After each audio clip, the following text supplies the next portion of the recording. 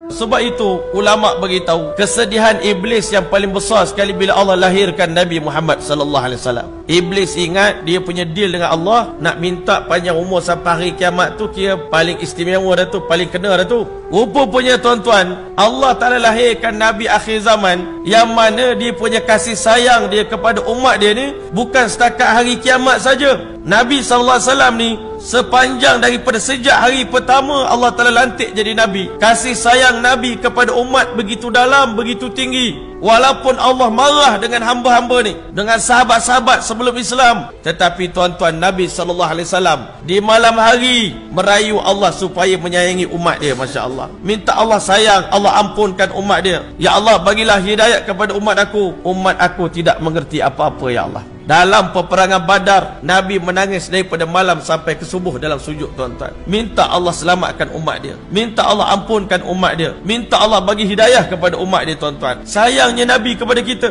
lebih daripada kita sayang diri kita sendiri, tuan-tuan.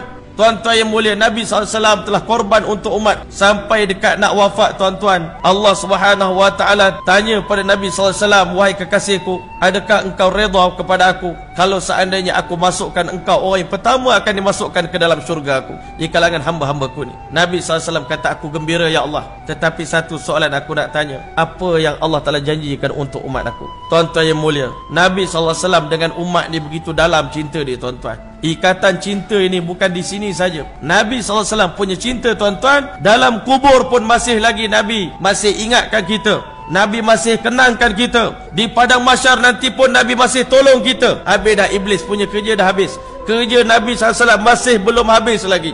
Iblis kata, memang aku silap buat deal, aku silap buat perjanjian, sebab aku sampai kiamat saja. Nabi Muhammad akan menyelamatkan umat ini sampai dia akan bawa seluruh umat masuk ke syurga Allah Ta'ala. Tuan-tuan yang mulia, Nabi SAW tanya pada Allah, ya Allah, apa yang kau nak bagi kepada aku untuk berita gembira sebelum aku mati tentang umat aku?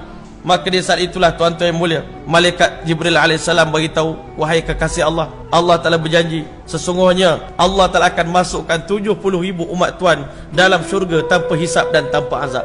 Tuan-tuan yang mulia, Nabi dekat nak wafat tersenyum, tuan-tuan. Tapi tuan-tuan, Nabi cerita pula kepada sahabat dalam hadis yang lain, nanti dah hari kiamat, bila tiba masa Allah Ta'ala nak bagi peluang umat aku 70,000 akan dimasukkan ke dalam syurga tanpa hisap dan tanpa azab. Waktu itu Allah Ta'ala akan tanya pada aku, wahai Muhammad kekasihku, adakah cukup 70,000 ini? Adakah kamu redha dengan 70,000 ini? Nabi SAW mengiling kepala, belum wahai Allah, belum wahai Allah. Nabi SAW akan bersujud di hadapan Allah Ta'ala. Aku minta Allah tambah lagi, ya Allah, tambah daripada 70,000. Lebih ramai umat aku akan dapat masuk syurga tanpa hisap dan tanpa azab. Nabi menangis di depan Allah, merayu kepada Allah. Maka akhirnya, tuan-tuan yang mulia, Allah telah beritahu kekasihku Muhammad, angkat kepalamu, minta apa saja yang kau nak minta, bagilah syafaat kepada umat kamu. Nabi angkat kepala, umat aku ya Allah, umat aku ya Allah, umat aku ya Allah. Allah SWT beritahu kekasihku Muhammad, aku berjanji untuk tambah lagi daripada 70,000. Daripada setiap 1,000 daripada 70,000,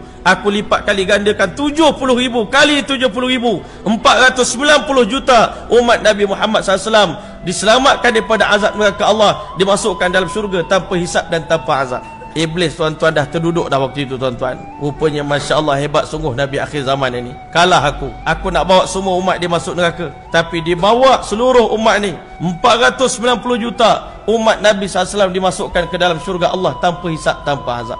Lepas tu Allah tanya lagi kepada Rasulullah, dah cukup ke? Nabi kata, cukup dah wahai Allah. Yang lain tu boleh masuk syurga tapi ikut cara biasa lah. Yang ni yang cara luar biasa dengan syafaat.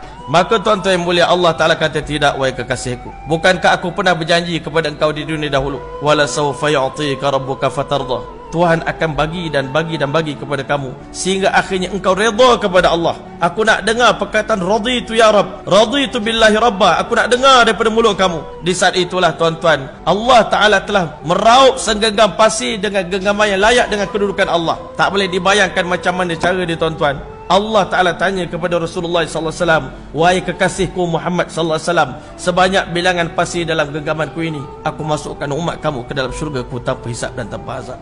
Nabi, tuan-tuan, tersenyum, menangis, tuan-tuan. Gembira sangat umat dia bukan sekadar 490 juta masuk syurga tanpa hisap, tanpa azab, sebanyak bilangan pasir dalam genggaman Allah. Allah tambah lagi bilion-bilion umat Nabi ditambah oleh Allah Ta'ala untuk hiburkan hati kekasih dia, untuk masukkan kita semua ke dalam syurga tanpa hisab dan tanpa azab. Mudah-mudahan kita semua tergolong, tuan-tuan. Tak cukup sekali, Allah Ta'ala kata 3 kali, tuan-tuan. Nabi dalam hadis menceritakan 3 kali Allah ulangi perbuatan yang sama, tunjuk pada Nabi sebagai tambahan daripada yang tadi. Redakah kamu wahai kekasihku sebanyak bilangan pasir dalam genggamanku ini, aku masukkan umatmu dalam syurgaku tanpa hisab dan tanpa azab. 3 kali, tuan-tuan. Bila mana Allah Ta'ala masukkan umat ini ke dalam syurga tanpa hisab, tanpa azab, tuan-tuan, waktu itu, tuan-tuan, hanya Allah yang tahu betapa gembiranya hati dan perasaan Nabi SAW bila tengok umat dia selamat daripada api neraka.